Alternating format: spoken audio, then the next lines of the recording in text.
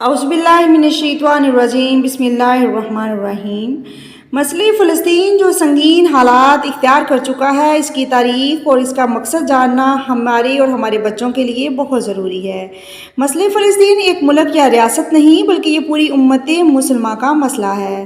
مسئلہ فلسطین کو عام طور پر موجودہ حالات میں قومی اور سیاسی مسئلے کے طور پر دیکھا جاتا ہے، جہاں عرب اور اسرائیل دو قومیں ایک مخصوص علاقے پر اپنی ملکیت کا دعویٰ کرتے نظر آتے ہیں۔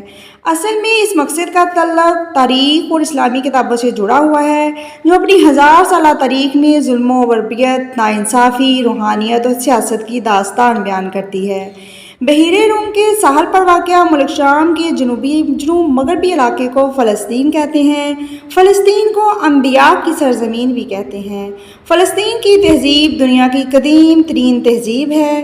تحقیق کے مطابق 11,000 سال پہلے جب زمین سے فصل اگانا شروع کی گئی تو وہ فلسطین ہی ہے۔ یہود و نصارہ کی مقدس کتابوں میں فلسطین کو سرزمین موعود کہا گیا ہے۔ یہودیوں کے مطابق 3000 قبل از مسیح جب بنی اسرائیل کے ساتھ حضرت موسیٰ علیہ السلام یہاں آ کر آباد ہوئے تو انہوں نے ایک عبادت گاہ قائم کی، جسے بعد میں حضرت داؤد علیہ السلام اور حضرت سلیمان علیہ السلام کے زمانے میں عظیم الشان ہیکل سلیمانی میں بدل دیا گیا۔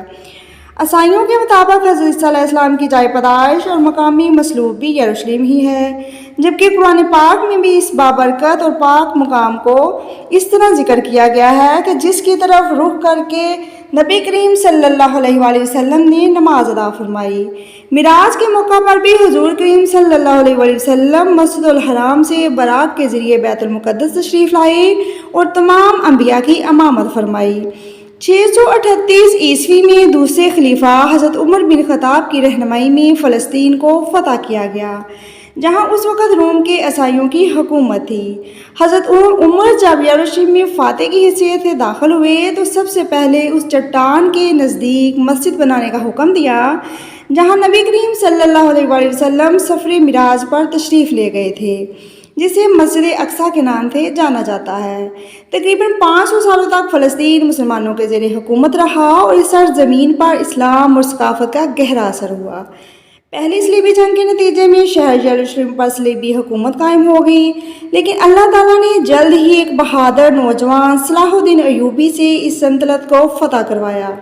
اگلے 700 سالوں تک بیت المقدس مسلمانوں کے اختیار میں ہی رہا، جس پر مملکوں اور عثمانی ترکوں نے حکومت کی۔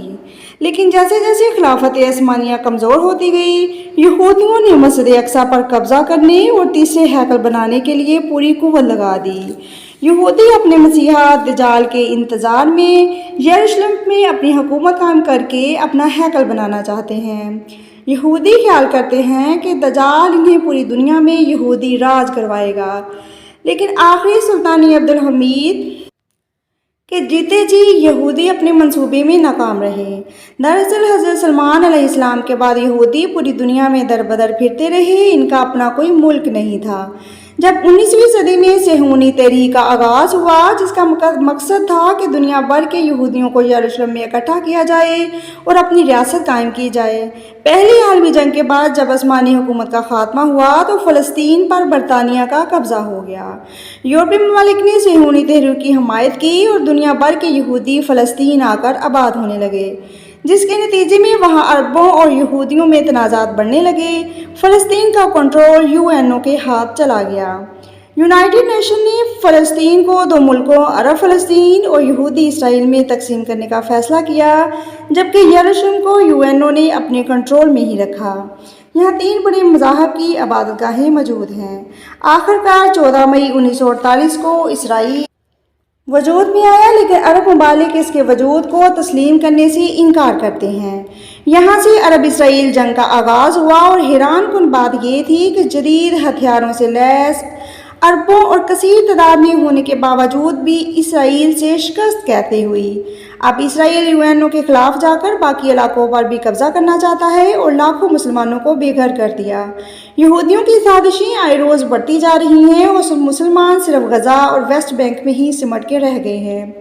مقبوضہ فلسطین پر زمینی اور ہوائی حملے آج تک جاری ہیں، خون ریزیاں بڑھتی جا رہی ہیں۔ آج پوری دنیا کے مسلمانوں کا دل فلسطین کے مسلمانوں کے ساتھ دھڑکتا ہے۔ فلسطینیوں کا درد امت مسلمہ کا درد ہے۔